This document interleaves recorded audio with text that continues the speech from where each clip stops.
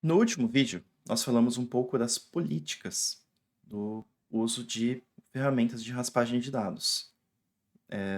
Essas políticas são importantes de serem levadas em conta quando a gente faz algum, quando a gente desenvolve algum projeto desse tipo.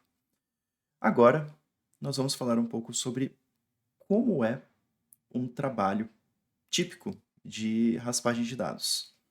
E para isso, nós vamos introduzir o que a gente chama de fluxo de raspagem de dados ou fluxo do web scraping. Tá?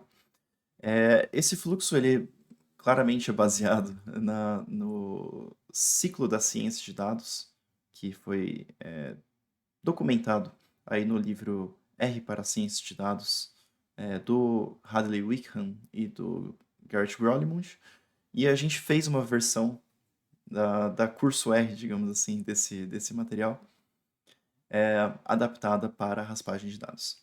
E quais são os passos desse fluxo de web scraping? O primeiro passo é identificar o problema que nós queremos resolver. O que significa isso? É saber quais são as páginas que nós queremos acessar. Como foi falado antes, na raspagem de dados, nós temos bem definido o que nós vamos acessar. E essa etapa de identificação é para isso. Em seguida, a gente vai para a parte navegar. O que é navegar? É não só acessar as páginas no nosso navegador, mesmo no nosso Chrome, no nosso Internet Explorer, espero que não, mas o Edge e o Firefox ou outros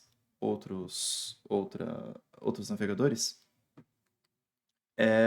não só fazer a navegação, mas registrar em algum lugar quais são os passos que são realizados especificamente para acessar as páginas que a gente tem interesse.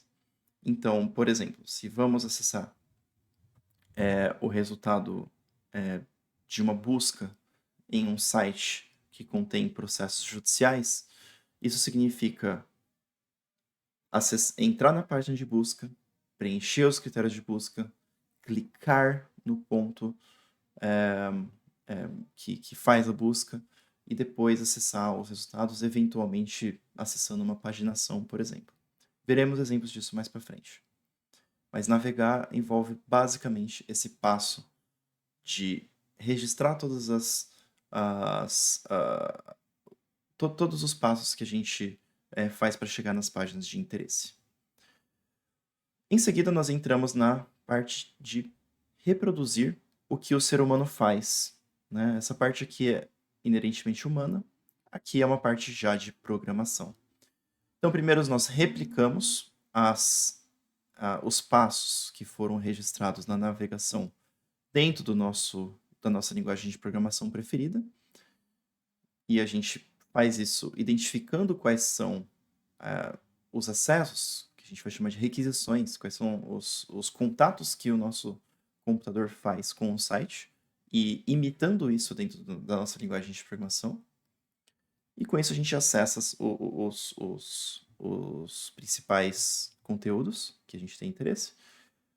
O passo seguinte é esse passo de processamento, que no universo de raspagem de dados a gente vai chamar de parsing, que é o aqui tem um anglicismo, mas a gente está falando do verbo parsear, né, que é processar basicamente esses documentos brutos que a gente baixa.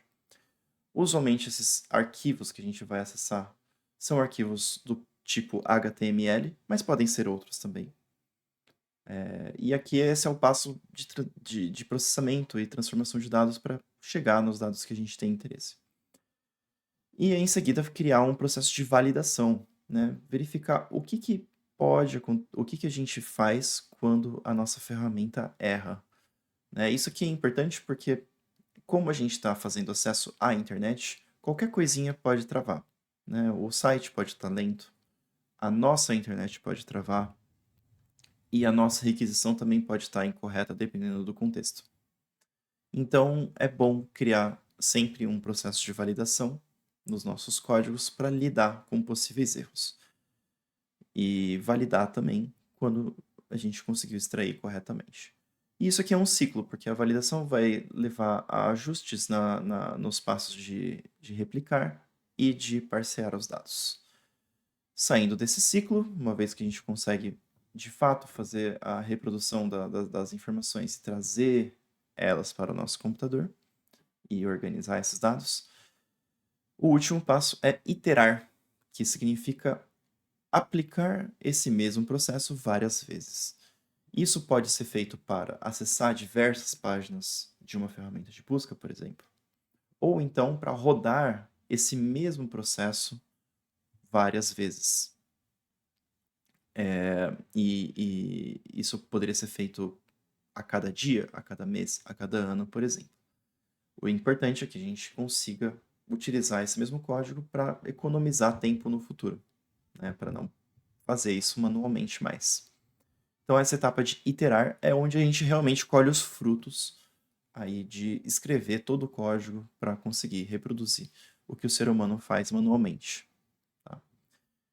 E bom, esse é o fluxo de raspagem de dados: identificar, navegar, replicar, parsear, validar e, por último, iterar. O ciclo de raspagem de dados vai ser utilizado ao longo de todo o curso e a gente vai falar em que momento que a gente está em cada passo, né? Vão ter, é, eles vão ficar claros quando a gente for acessar o código em que momento que a gente está em cada um desses passos, ou o código ou o navegador, né? Bom, esse é o fluxo de raspagem de dados. No próximo vídeo, a gente vai falar um pouco dos tipos de problemas mais comuns nesse contexto. Tá bom? Valeu!